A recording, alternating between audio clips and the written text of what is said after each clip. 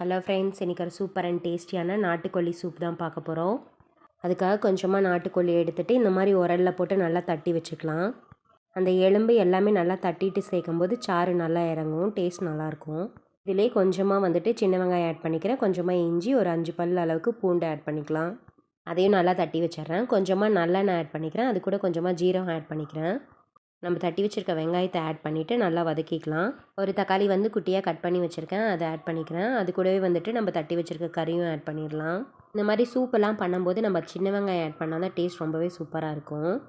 1 table spoon அளவுக்கு மஞ்சத்தூள் add பண்ணிக்கிறேன், கொஞ்சமாக உப்பு, கொஞ்சமாக கருவேப்பிலை ஆட் 1 டேபிள் ஸ்பூன் அளவுக்கு இஞ்சி பூண்டு பேஸ்ட் ஆட் பண்ணிக்கிறேன். கறி நல்லா எண்ணெயிலேயே வதக்கிட்டு அதுக்கப்புறமா தண்ணி ஆட் பண்ணிக்கலாம். நான் 2 கப் அளவுக்கு தண்ணி ஆட் பண்ணிவிட்டு ஒரு 4 விசில் விட்டு இறக்கிடலாம்.